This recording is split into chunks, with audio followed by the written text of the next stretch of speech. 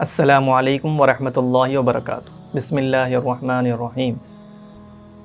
محترم ناظرین، جدید میڈیکل ٹیکنالوجی نے جہاں کئی سہولتیں پیدا کی، وہیں کئی ایک سوالات پیدا ہوئے کہ ان چیزوں کے، ان جدید علاج کے طریقوں کے استعمال کرنے سے کب وضو ٹوٹتا ہے، کب وضو نہیں ٹوٹتا۔ جیسے کہ ایک چیز ہے انجیکشن ہے، انجیکشن کے ذریعے سے کبھی جسم میں دوا داخل کی جاتی ہے اور کبھی خون وغیرہ نکالا جاتا ہے، تو کب وضو ٹوٹتا ہے اور کب نہیں۔ آج کے اس ویڈیو میں اسی سلسلے میں ہم کچھ گفتگو کریں گے۔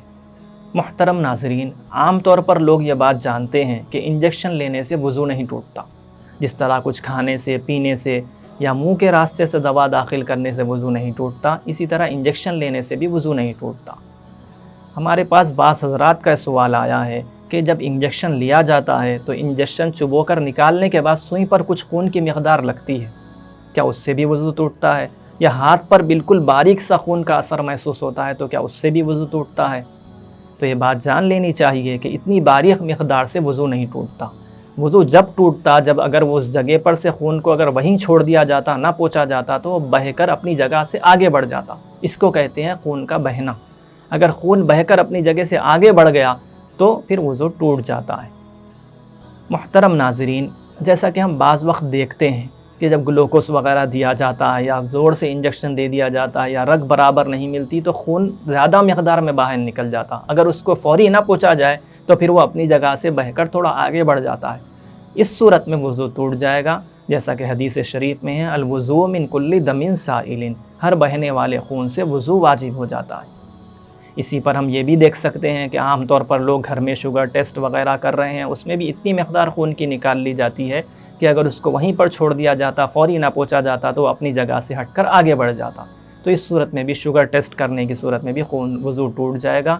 اسی طرح کسی اور جو بلڈ ٹیسٹ ہوتے ہیں اس میں بھی کبھی زیادہ مقدار میں خون نکالا جاتا ہے، کبھی کم نکالا جاتا ہے۔ کم سے کم مقدار بھی جو ہوتی ہے اس میں بھی وضو ٹوٹ جاتا ہے، کیونکہ اگر اس کو چھوڑ دیا جائے تو وہ اپنی جگہ سے آگے بڑھ جائے گا، اس سے وضو ٹوٹ جاتا ہے، خون کا بہنا وہاں پر شامل ہو جاتا ہے۔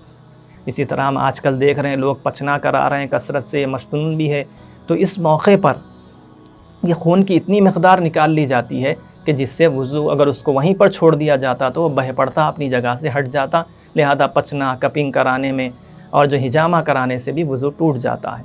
اور یہ بھی ہم دیکھ رہے ہیں کہ گردے کے جو مریض ہیں تو ان کا پورا خون جسم سے نکال کر فلٹر کر کے دوبارہ جسم میں داخل کیا جاتا ہے، جس کو ڈائلیسس کہتے ہیں، تو اس صورت میں بھی وضو ٹوٹ جائے گا۔ یعنی ڈائلیسس کرانے سے بھی اگر پہلے سے وضو ہے تو وضو ٹوٹ جائے گا۔ کچھ اور کام کرنا ہے ڈائلیسس کے بعد تو دوبارہ وضو کر کے وہ نماز وغیرہ پڑھنے پڑیں گے۔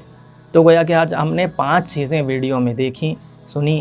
وہ یہ ہے کہ پہلے انجیکشن کے کس صورت میں وضو ٹوٹتا ہے، شوگر ٹیسٹ کرانے سے بھی وضو ٹوٹ جاتا ہے، بلڈ ٹیسٹوں میں بھی وضو ٹوٹ جاتا ہے، اور پچنا، ہجامہ کرنے سے بھی وضو ٹوٹ جاتا ہے، اور ڈائلیسس کرانے سے بھی وضو ٹوٹ جاتا ہے۔ اللہ تبارک و تعالی ہمیں سمجھنے اور عمل کرنے کی توفیق عطا فرمائے۔ آخر میں درخواست یہ ہے کہ ویڈیو اچھی لگے تو لائک کریں، شیئر کریں، اور ہمارے چینل زاد مسلم کو سبسکرائب کریں۔ کسی اور ٹاپک پر کوئی اور ویڈیو بننی چاہیے تو کمنٹ سیکشن میں کمنٹس کر کے ضرور بتلائیں۔ جزاکم اللہ خیرا۔